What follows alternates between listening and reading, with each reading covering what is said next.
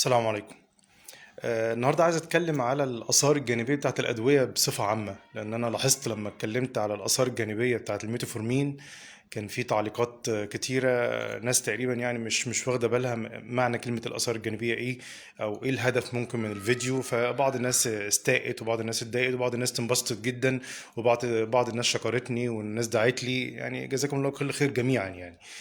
ولكن انا عايز اوضح حاجه. انا لما بتكلم على اثر جانبي انا مش هدفي ان انا ارعب الناس او اخوف الناس، على قد ما هو توعيه الناس والناس تبقى عارفه. وهدفي ان انا اوصل للناس اللي الاثر الجانبي ده بيحصل لها وهم للاسف مش عارفين.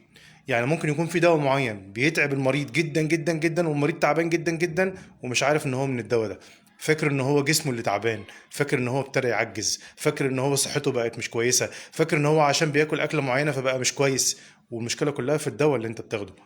انا كان يكفيني رد حد من الناس اللي موجوده في التعليقات، وقالوا لي ان كل اللي انت قلته ده عندي، وجزاك الله كل خير، وانا كنت فاكر ان انا عجزت بدري واللي انا صحتي بقت على قدي، فانا وقفت الدواء وان شاء الله ياخد البديل عن طريق الطبيب. انا ليه بقول البديل عن طريق الطبيب؟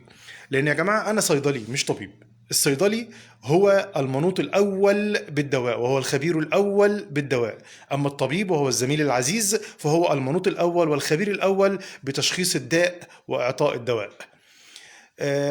طبعا في بره ممكن يكون الطبيب يعني تشخيص المرض بس، والدواء بيسيبه للصيدلي، ولكن في مصر لا. احنا هنا الطبيب هو رقم واحد في التشخيص، وهو اللي بيكتب الدواء، والصيدلي هو اللي بيوجه المريض عن الدواء واستخداماته. يعني حتى لو الزميل الطبيب مثلا كتب الاستخدام خطأ، فالصيدلي واجب عليه ان يوضح للمريض الاستخدام الصح.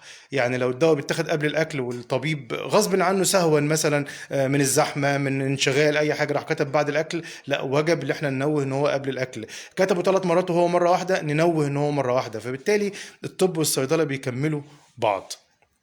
طيب، بالنسبه للاثار الجانبيه دي، هي انواع. في اثار جانبيه شائعه، في اثار جانبيه شائعه وفي اثار جانبيه نادره جدا. يعني لو هنقول مثلا انواع الاثار الجانبيه، فبنقول مثلا اثر جانبي شائع. كلمه شائع دي او شائع جدا معناه ان كل 10 مرضى بياخدوا الدواء ده بيحصل لهم الاثر الجانبي الشائع. اثر جانبي يعني شائع بس مش شائع جدا، بيبقى من كل 100 واحد ممكن واحد يحصل له الاثر الجانبي. اثر جانبي غير شائع من كل 1000 واحد ممكن واحد يحصل له الاثر الجانبي. اثر جانبي نادر من كل 1000 واحد او من كل 10000 واحد ممكن واحد يحصل له الاثر الجانبي. اثر جانبي نادر جدا ممكن من كل واحد من اكتر من 10000 واحد، يعني ممكن يوصل لمليون و2 مليون و10 مليون، ممكن واحد بس يحصل له الاثر الجانبي. فالاثر الجانبي حتى لو كان نادر او لو كان غير شائع او لو كان نادر جدا، فلازم نوعي الناس بيه. ليه؟ لان ممكن تكون انت واحد من ال1000 او واحد من ال10000 او واحد من ال100,000 او المليون اللي عندهم الاثر الجانبي ده، بس ما تعرفش. فبالتالي التوعية بتفيد. لما تعرف ان حد بياخد الدواء ده، حتى لو انت مش بتاخد الدواء ده، عارف ان والدك او والدتك او اخوك او اختك بتاخد الدواء ده وتعبانين فعلا وفيهم الاثار الجانبيه اللي الدكتور اللي في الفيديو قاله، مش شرط انا، اي زميل تاني بيتكلم وقال، يبقى تنصح بقى قريبك او اخوك او اختك او امك او ابوك: انت الدواء ده تعبك وبيعمل لك كذا كذا، هو الدواء ده اللي عمل كذا، فوقفه وخد بديل عن طريق الطبيب مش عن طريق الصيدلي. دواء سكر، دواء ضغط، الصيدلي ما يقدرش يحدد ايه هو الانسب، وان كان الصيدلي على درايه كامله وتامه بجميع الادويه، ولكن الطبيب هو الادرى بالمناسب ليه في علاج السكر او الضغط. فمن هنا انا بقول لازم لما يكون الآثار الجانبية دي موجودة لازم نلجأ للطبيب علشان يغير لنا الدواء، مش نوقف وخلاص، وخاصة لو كان في مرض مزمن زي السكر أو الضغط أو ما شابه ذلك. طيب، احنا دلوقتي وضحنا موضوع الاثار الجانبيه، حتى لو كانت نادره جدا فمن حقنا ان احنا نوعي. لما انا اتكلمت على الاثر الجانبي الاخطر والاشهر في المجال الطبي للميتفورمين، كان هدفي توعيه الناس. اللاكتيك اسيدوزيس نفسه الاثر الجانبي ده اصلا مكتوب في النشره. يعني لو حد فتح الجلوكوفاج او الميتفورمين، فتح النشره هيلاقي مكتوب اللاكتيك اسيدوزيس دي، او هيلاقي مكتوب المرض ده. في ناس مشكورين طبعا علقوا قالوا اسمه ميتفورمين مش ميتوفورمين. تمام، انا عارف ان هو اسمه ميتفورمين وجزاك الله كل خير طبعا.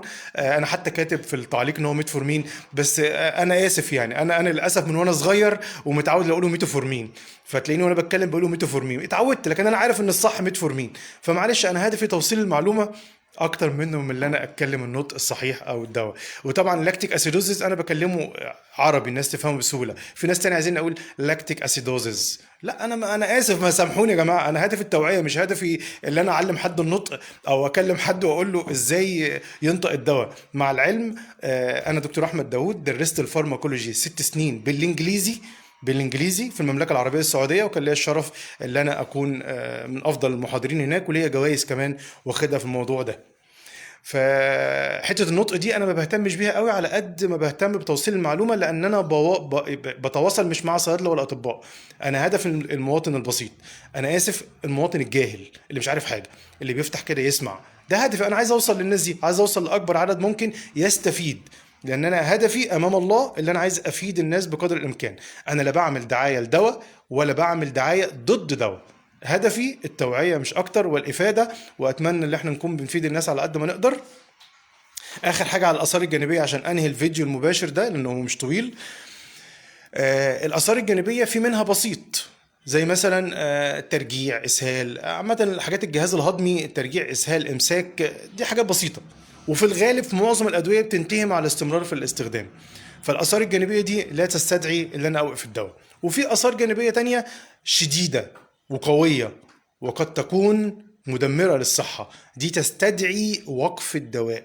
زي مثلا واحد القلب بتاعه اتضرر، بقى في عدم انتظام في ضربات القلب، حصل مشكله في القلب بسبب الدواء، لا يوقف الدواء. واحد حصل له اللاكتيك اسيدوزيس اللي انا قلت عليه ده، حامضيه الدم، لا يوقف الدواء. واحد حصل له والعياذ بالله فشل في الكبد، يوقف الدواء. يبقى بالتالي لو الدواء عمل اثر جانبي خطير لابد من وقف الدواء. اما الاثر الجانبي البسيط لا، يعني ده ما يستدعيش ان انا اوقف الدواء. واحد جالي شويه اسهال، واحد جالي شويه مغص، لا مفيش مشكله.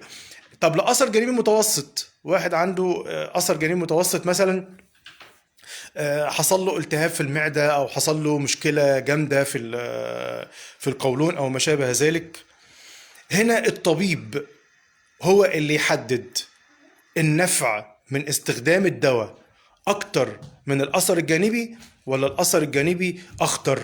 فالطبيب هنا هو اللي هيحدد انا اوقف الدواء ولا اكمل. والعياذ بالله زي ادويه السرطان الكيموثيرابي ليها اثار جانبيه قويه، ولكن لو ما خدش المريض الدواء ممكن يموت.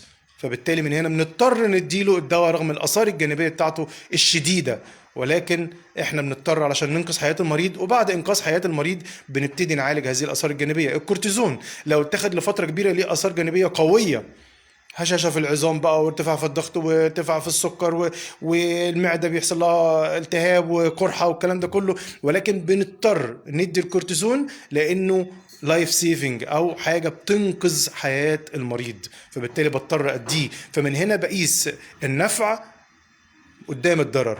لو كان النفع اعلى فبستمر في اعطاء الدواء، لو كان الضرر اعلى فبوقف الدواء وادي البديل. ناس كتيره جدا سالتني على البديل بتاع الميتوفورمين، احنا قلنا عن طريق الطبيب لان هو المنوط الاول بالتشخيص واعطاء الدواء.